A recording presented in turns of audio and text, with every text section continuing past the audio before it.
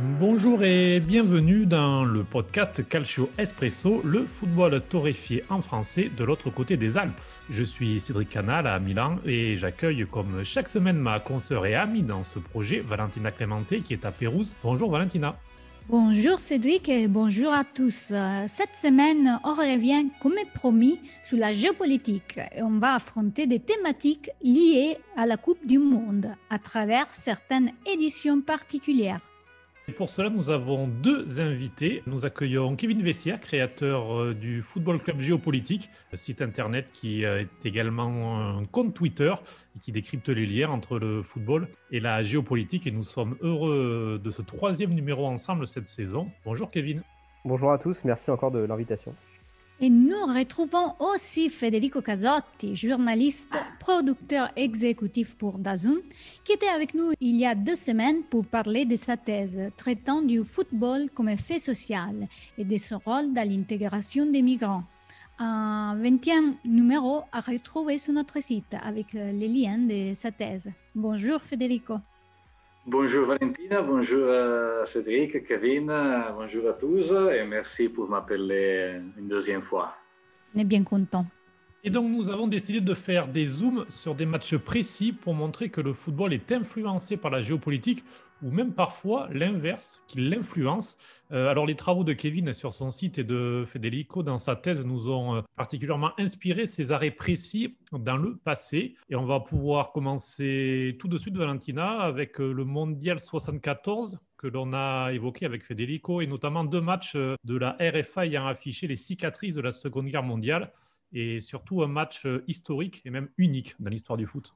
Oui, tout à fait, Cédric, parce que cette rencontre, c'était la première confrontation majeure entre les deux équipes. Il y a eu un petit avant-goût, si on peut dire comme ça, 2 ans avant dans les Jeux Olympiques à Monaco, mais c'était dans l'équipe, on peut dire, des jeunes. Ils n'étaient pas des professionnels normalement. Aussi, si l'Allemagne de l'Est, il avait quand même ses pros parce qu'ils n'existaient pas les statuts des professionnels quand ils étaient joueurs à l'époque. C'était une situation assez particulière. Donc, voilà. Mais à part ça, on revient sur les matchs dont on parle du Mondial 74, qui s'est terminé avec la victoire de la sous-côté Allemagne de l'Est grâce à un but d'Jürgen Sparwasser.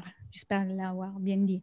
Un résultat qui allait bien au-delà du contexte sportif, car les deux équipes étaient déjà qualifiées. Mais là, sur le terrain, il y avait un seul résultat possible, la victoire. N'est-ce pas, Federico? Oui, il était un match avec une importance très très supérieure de le simple résultat du foot. Par exemple, le but de Jürgen Sparwasser a apporté Sparwasser à devenir une figure, on peut dire, liminale. D'une part, l'héros du peuple pour l'Allemagne d'Est, les bons copains, les bons compagnons, architectes d'un succès si symbolique. De l'autre, le symbole du footballeur robot, comme l'Allemagne d'Est a été perçue par l'Allemagne d'Ouest, par tout le foot, tout le monde occidental. Ce n'est pas quelque chose seulement du foot, mais de tous les sports compris, parce que si nous pensons à l'Allemagne d'Est, à la DDR, dans les Jeux Olympiques, il y avait sa perception du athlète robot. Le but de Sparwasser est devenu si emblématique que la question « Où étiez-vous quand il a marqué Sparwasser ?» Je ne peux pas le dire en allemand, mais même en italien, je peux le dire. Mais... Sa question a entré dans la langue commune de l'Allemagne d'Est et de l'Allemagne d'Ouest. De la même manière que les dates mémorables de l'histoire, comme l'assassination de JFK ou le débarquement dans la Lune, ces choses-là, ça a démontré comme ce match a été si important pour les deux Allemagnes de la même façon. Je ne sais pas si toi, Kevin, tu veux ajouter quelque chose, ton point de vue dans tout cela. C'est vrai que ce que disait Federico, c'était intéressant. Après, le match, il intervenait un peu dans un contexte, comment dire, où les relations entre la RDA et la RFA allaient de mieux en mieux parce qu'il y avait Willy Brandt au niveau de la RFA qui était le nouveau chancelier et qui avait mis en place une politique, une hoste politique pour notamment déjà reconnaître la RDA en tant que telle. Et donc après, bon, bah, c'est vrai qu'il y a eu ce match et ce match, bah, on a pu voir les tensions qu'il y avait toujours entre ces deux Allemagnes-là. Et oui, j'aurais pu rajouter aussi qu'il y avait un peu une suspicion que la RFA ait perdu ce match parce qu'une fois qu'ils ont perdu le match, ils étaient redistribués dans un deuxième groupe et c'était un groupe jugé plus facile. Mais bon, après, suivant les commentateurs des footballeurs de la RFA de l'époque, ils ont dit non, on s'est en fait cueillir à froid. On pensait qu'on allait gagner la RDA parce que bah, ils avaient une équipe moins forte. Et puis après, bah, justement, après cette défaite, l'équipe de RFA a été totalement remaniée et la Mannschaft après a pu aller vers son sacre de la Coupe du Monde 1974. Et pour l'équipe de la RDA, c'est principalement son seul fait d'armes. Après, ils ont gagné un tournoi olympique, je crois, en 76.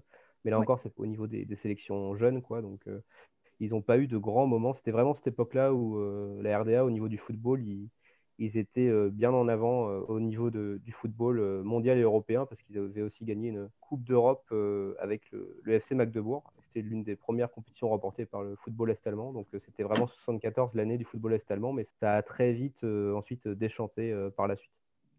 Et justement, pour continuer dans cette histoire que c'est passionnant des mondiales 74, on arrive à la finale et on retrouve justement la RFA contre les Pays-Bas. Une confrontation qui ramenait avec soi des souvenirs pas très positifs de la Seconde Guerre mondiale et dont les résultats et plusieurs lectures, Federico. Oui, il y avait un conflit extrasportif encore très fraîche, car ils ont passé seulement 30 ans depuis la fin de la guerre. Par exemple, le mariage de l'héritière du trône, Béatrice, avec un diplomate allemand, anciennement part de l'Hitlerjugend et de la Wehrmacht.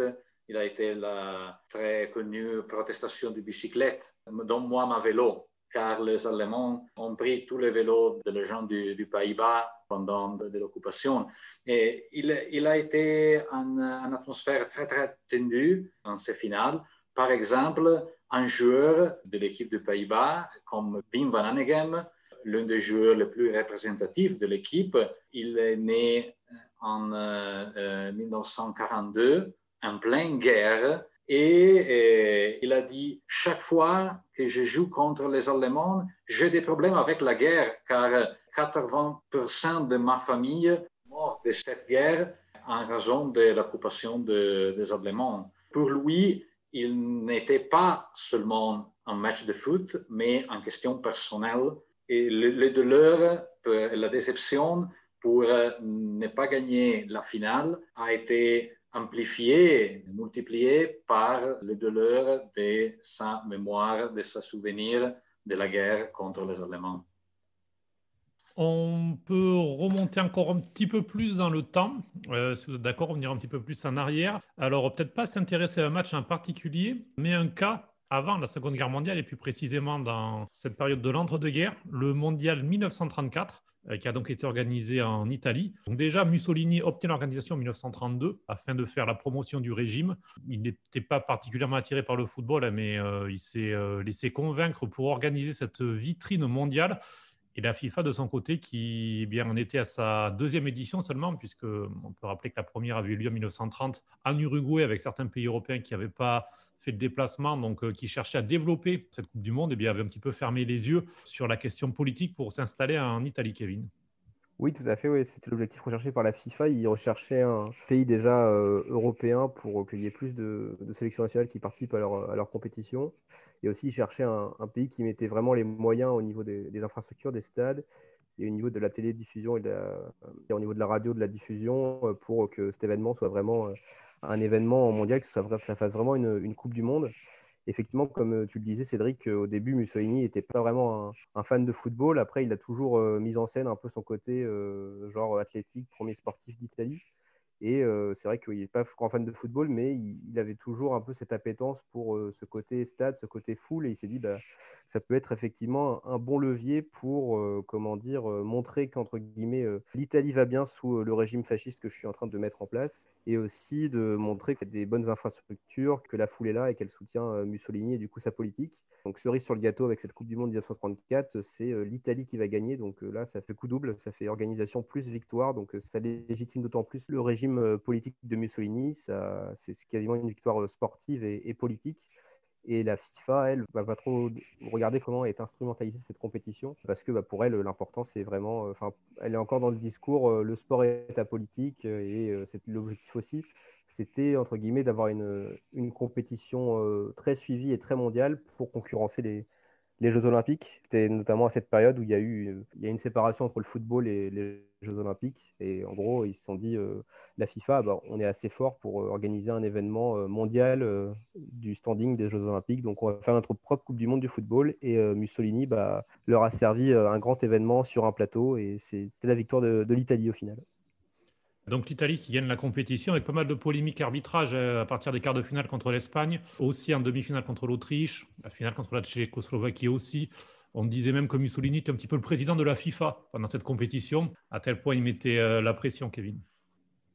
Oui, c'est ça, ouais. Et puis, je n'ai pas trop évoqué, j'étais plus dans l'aspect politique que dans l'aspect terrain, mais c'est vrai qu'il y avait un peu des suspicions davantage au niveau de l'arbitrage. Donc, bon, bah, c'est vrai que, comme tu l'as dit, si Mussolini était le président officieux de la FIFA, ça le faisait quand même mieux d'organiser la compétition et de la gagner par la suite. Mais bon, on va voir que bon, finalement, l'Italie était quand même une équipe relativement forte de l'époque, puisqu'ils vont gagner 4 ans plus tard la Coupe du Monde en France. Donc même s'ils ont eu effectivement des avantages, il y avait quand même des grands joueurs de l'époque qui ont pu permettre d'obtenir ce sacre-là. Mais oui, c'est effectivement Mussolini a bien joué au niveau politique et sportif pour que son Italie gagne cette Coupe du Monde. Valentina et Federico, quel poids justement a dans la société cette première des 4 étoiles de l'Italie? Alors que Mussolini, encore aujourd'hui, est un sujet vraiment délicat dans la société. Il est encore sujet de livres qui marchent bien. Puis on a vu par exemple son petit-fils à la Lazio qui suffit que son nom soit associé et tout de suite ça déclenche une polémique. Donc qu'est-ce qui reste de cette première étoile en Italie? Pas si tu as, Federico, tu veux commencer les débats entre Italiens. Je pense que bon, les arbitrages ont été assez favorables pour l'Italie, même si nous ne pouvons pas témoigner car personne. On n'était pas là. Voilà. Pas là. On est trop jeunes. On peut dire sans doute que l'équipe italienne des années 30 a été très forte parce qu'il a gagné aussi les Jeux Olympiques en Berlin et surtout la successive Coupe du Monde en 1938. Il démontre que l'équipe italienne était techniquement assez forte, même si, bien sûr, en Italie, il faut que l'Italie gagne la Coupe du Monde pour la gloire de Mussolini, pour la gloire du fascisme. Il a finalement gagné. Mais au contraire, en France, il a gagné la Coupe du Monde en jouant en France contre, surcoté par un public hostile. Même les Italiens exilés en France parce qu'ils n'étaient pas d'accord avec le fascisme. On peut dire qu'il y a une division, voilà, entre le fait que l'Italie, à ce moment-là, représentait vraiment Mussolini. Donc, aussi, s'il y avait des Italiens exilés, voilà, ils n'allaient pas supporter leur équipe nationale parce que pour eux, ce n'était pas l'Italie telle qu'elle, mais ils représentaient l'image de Mussolini. Par exemple, avant les matchs, les Italiens ont fait les saluts fascistes. C'est quelque chose que les exilés ne toléraient pas. Donc, l'atmosphère, c'est très curieux que l'Italie a gagné 2 Coupes du Monde. La première dans les années 30, la première dans une ambiance très favorable et la deuxième dans une ambiance très hostile. C'est parce que vraiment, quand même, les régimes fascistes, ils avaient pris à travers les sports c'était un peu par l'image de la Grèce, de Rome, voilà, d'avancer cette culture sportive, que c'était une sorte de message. Donc, sûrement pour la première victoire, il a aidé, mais comme disait Federico, l'Italie était déjà forte par elle-même. Il n'avait pas besoin peut-être des aides, surtout parce qu'il a démontré 4 ans plus tard d'avoir gagné dans un contexte totalement opposé. Mais malheureusement, ça reste un peu, je ne veux pas dire comme une tâche, parce que au-delà du fait que oui, les joueurs ils étaient obligés de faire la salutation romaine, parce que tout était encadré de façon très forcée. Les gens, ils ne pouvaient pas s'opposer. Donc, ils étaient peut-être, on ne sait pas qui était vraiment pour ou contre, mais ils amenaient un message qui était loin du vrai contexte du sport. Et puis je crois aussi que pour la première Coupe du Monde, si les joueurs ne gagnaient pas, il y avait Mussolini qui était passé dans leur vestiaire et qui avait dit c'est la victoire ou la mort. Enfin, peut-être pas la mort, mais au moins ça aurait été la prison, quoi. Donc c'est vrai qu'ils avaient aussi pas trop le choix. Une fois qu'ils étaient arrivés en finale, ils pouvaient pas, entre guillemets, perdre après avoir fait tout ce chemin-là, parce que c'était sinon la prison pour eux. Les confinements, c'était quelque chose de très... Ouais. Et ça arrivait très souvent dans les îles. Bon, on avance, on change de mondial et on change de situation tendue parce qu'on passe au mondial des 86 avec Maradona qui venge l'Argentine contre l'Angleterre. Un but qui a fait l'histoire, mais avec une histoire importante derrière parce qu'on s'est référé à la guerre des Falklands ou Islas Malvinas en Argentine, qui avait vu quelques années plus tôt les deux pays s'affronter avec les armées militaires, Kevin. Oui, tout à fait. Ce match a eu lieu durant la Coupe du Monde 86, mais 4 années avant, il y a eu un conflit militaire entre l'Argentine et le Royaume-Uni autour des Malouines. Donc les Malouines, c'est une petite archipel d'îles qui sont dans l'océan Atlantique au large des côtes argentines. Et bien que ce soit pas très loin de l'Argentine, c'est un territoire britannique depuis le 19e siècle, de par sa position stratégique. Et depuis le 19e siècle, l'Argentine revendique ce territoire, sauf que le Royaume-Uni, eux, ils veulent préserver ce territoire qui est quand même une belle porte d'entrée vers notamment qui est Antarctique. Et donc, à partir de la fin des années 70 et début des années 80, l'Argentine est gouvernée par des juntes militaires. Notamment, on aurait pu aussi en parler, c'est la fameuse Coupe du Monde 78 qui est instrumentalisée par le général Videla en Argentine, là encore pour mettre en avant son pouvoir politique. Et donc la junte militaire est toujours au pouvoir, le pays va mal, il y a un fort taux d'inflation, il y a beaucoup de pauvreté. Et donc la junte militaire, pour entre guillemets se sauver et éviter des émeutes, elle va brandir le drapeau du nationalisme et dire on va créer une Argentine bicontinentale. Et pour ce faire, on va récupérer les Malouines. Et les Malouines, dans l'imaginaire argentin, c'est vraiment quelque chose de fort, quoi. C'est-à-dire que c'est vraiment un territoire, entre guillemets, qui a été volé par le Royaume-Uni. Et donc, la junte militaire attaque les Malouines en 1982. Et ils se disaient qu'entre guillemets, vu qu'ils étaient alliés des États-Unis et vu que le Royaume-Uni avait des problèmes avec des manifestations par rapport aux mineurs, que Margaret Thatcher, la première ministre de l'époque, n'allait pas réagir. Et elle a réagi. Et ils ont réagi vite. Et en moins de 2 mois, le Royaume-Uni a défait l'Argentine. Et donc, il y a toujours eu ce contexte politique fort entre l'Argentine et le Royaume-Uni depuis. Et donc, après, il y a ce fameux match 1986 avec Maradona qui a toujours en tête que le Royaume-Uni, que l'Angleterre a tué des soldats argentins et que depuis, il n'y a pas eu vengeance. Donc, c'est dans ce contexte-là que va se dérouler ce match avec cette idée que l'Argentine veut se venger de l'Angleterre, en sachant qu'en plus, il y avait un précédent sportif avec la Coupe du Monde 66 où là aussi, il y avait eu un match entre l'Argentine et l'Angleterre. L'Angleterre avait gagné chez elle en plus, avec des soupçons encore de favoritisme au niveau de l'arbitrage. Et ça avait été resté aussi à l'époque, donc il y avait un double contexte à la fois politique et sportif autour de ce match.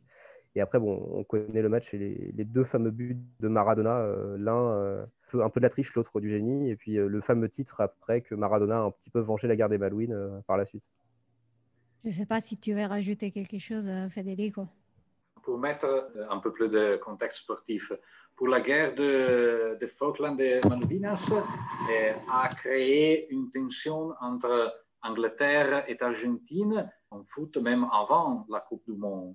Parce que, par exemple, Tottenham avait signé en 1979 deux joueurs argentins comme Osvaldo Ardiles et Villa.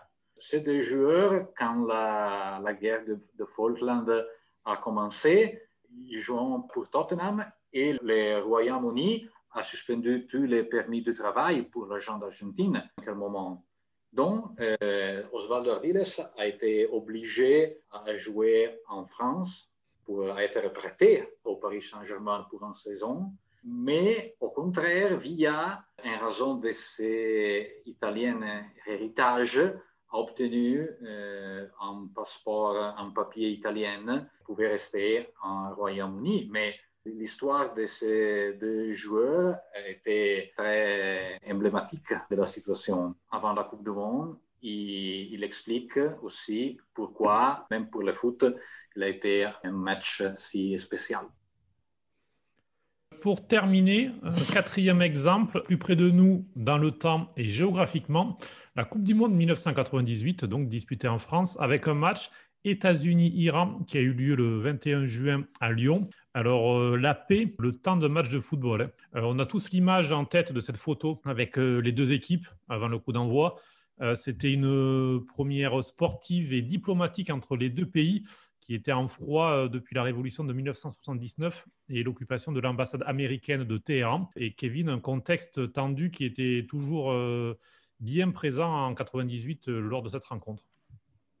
Oui, un contexte toujours bien présent. Après, c'est vrai que le tirage au sort a mis l'Iran et les États-Unis dans le même groupe. Et après ce match-là, bien vu que les relations commençaient un petit peu à s'ouvrir entre les États-Unis et l'Iran, ça a été utilisé par les deux pouvoirs politiques en place pour se dire est-ce que ce ne serait pas l'occasion d'illustrer un petit peu cette reprise des relations diplomatiques, comme tu l'as évoqué, Cédric, après la rupture des relations suite à la révolution islamique d'Iran en 79. Et donc, ouais, effectivement, à Gerland, durant la Coupe du Monde, il y a ces fameux échanges de bouquets entre les deux capitaines. C'est aussi un peu le match David contre Goliath, parce que c'est la grande puissance américaine contre entre guillemets, l'État qui résiste depuis quelques décennies aux États-Unis. Et finalement, contre toute attente, c'est l'Iran qui va remporter ce match 2-1. Donc là, c'est vrai que c'est un match important pour l'Iran qui, en gros, vainc les États-Unis sur ce terrain sportif. Mais c'est vrai que ce qu'il faut retenir de ce match, c'est qu'avant tout, c'était un match qui a été scénarisé pour montrer qu'en gros, ça allait mieux entre les deux pays. Et l'Iran, donc, qui s'était imposé 2-1, sa première victoire en Coupe du Monde. Federico, tu veux compléter ? Oui, on pourrait dire qu'en 1998, le foot en USA n'était pas si populaire comme il est aujourd'hui. Même au contraire, le foot en Iran, c'est toujours le sport le plus populaire avec le derby de Téhéran, avec l'équipe nationale. Dans ce match, il s'agit aussi d'une carnavalisation, pas par l'équipe, mais par les supporters, par les tifosi. L'ordre normal, il est changé pour une nuit. Par exemple, les femmes, on ne peut pas aller voir le match au stadion, par exemple, mais elles peuvent célébrer la victoire dans les rues. C'est quelque chose que nous associons usuellement au Brésil, cette chose de carnavalisation, mais cette fois au Iran aussi, parce que l'ordre normal de la situation, il est changé pour une nuit de fête, même dans un pays avec des normes de loi très, très sévères, très, très strictes. On est arrivé à la fin de ces podcasts dédiés à la géopolitique et les influences dans les Coupes du Monde. C'était encore une fois très enrichissant et donc on veut remercier Federico, producteur exécutif chez DAZN, et clairement Kevin qui on le retrouve sur Football Club Géopolitique. Merci à vous. Merci à vous, merci pour l'invitation. Merci, à bientôt.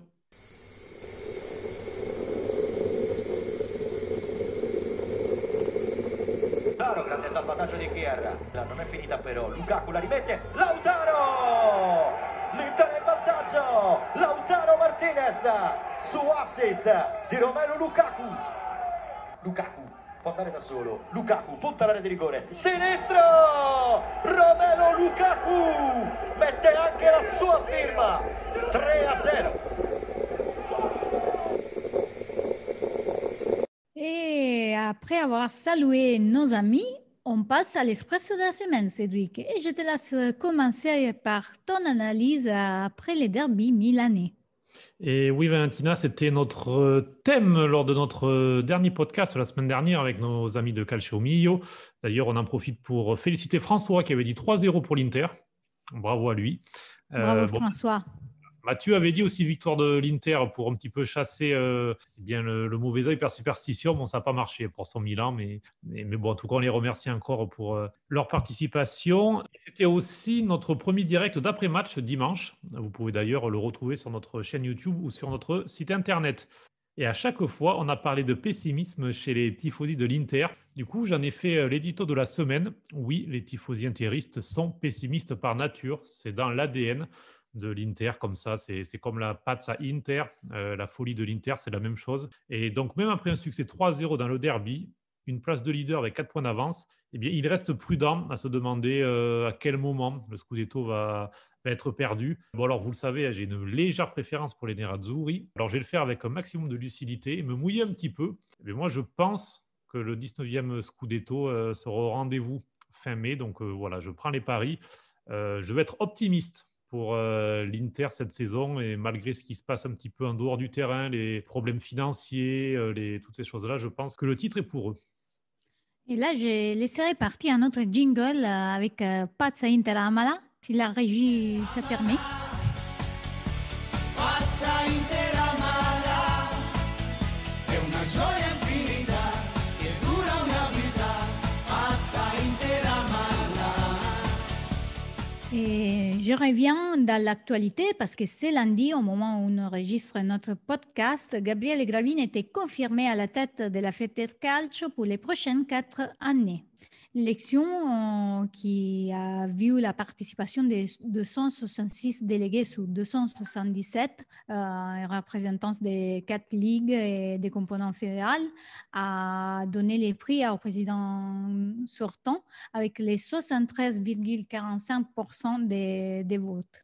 Une victoire qui a démontré la puissance de Gravina après sa première partie et qui lui donnera la possibilité de terminer, comme il a dit, le travail. Son opposant, Sibylle, elle est retournée à la maison avec les 26,25% des votes. Et Gravina, d'ailleurs, qui avait précisé lors de sa campagne qu'il irait avec Mancini jusqu'en 2022 comme sélectionneur. Donc voilà, Mancini qui derrière a plus ou moins déjà annoncé qu'il retrouverait un club. Après, donc cette parenthèse pour lui, commencer en 2018 à la tête de la Nazionale. Et c'est terminé pour ce 22e numéro de la saison. On grandit, Cédric. N'hésitez pas à partager, donner votre avis, des idées, des sujets et d'inviter sur notre site calcioespresso.com et par mail à contact@calcioespresso.com. Et vous pouvez retrouver Calcio Espresso sur les principales plateformes de podcast comme Acast, Spotify, Deezer, Google Podcast, Amazon ou encore Apple Podcast et vous abonner pour ne manquer aucun numéro. Et on vous attend aussi sur Clubhouse, le nouveau réseau social audio. D'ailleurs, on va créer un club, Valentina, et un réseau social assez addictif, tu ne trouves pas? Oui, je passe mes journées désormais sous Clubhouse comme beaucoup de gens ici en Italie. Non, mais au-delà de tout, je ne suis pas très foot dans Clubhouse, mais petit à petit, ça va venir. Je suis plutôt vin. Et c'est quelque chose, peut-être, on va approfondir aussi sur Calcio Espresso, on va faire un numéro foot et vin. Et pourquoi pas. Et donc, vraiment, on vous attend parce qu'encore en France, ce n'est pas très développé. Et on est là justement pour les faire découvrir. Et vous pouvez nous écouter aussi sur Radio Grand'Air et Radio Italiana Vera les vendredis à 18h et les dimanches à 11h. La musique derrière nous est Jeans is the Daybreak. Bon, c'est fini. Et je t'envoie mes meilleures salutations pour cette semaine. C'était assez riche avec podcast, direct, Clubhouse. Et on s'agrandit à plein des invités.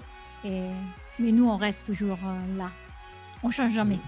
Exactement. Et puis, on vous attend sur les différents réseaux sociaux. Et puis, on se retrouve dès la semaine prochaine pour un 23e numéro. Valentina, à bientôt. À bientôt. Ciao, Ciao, ciao.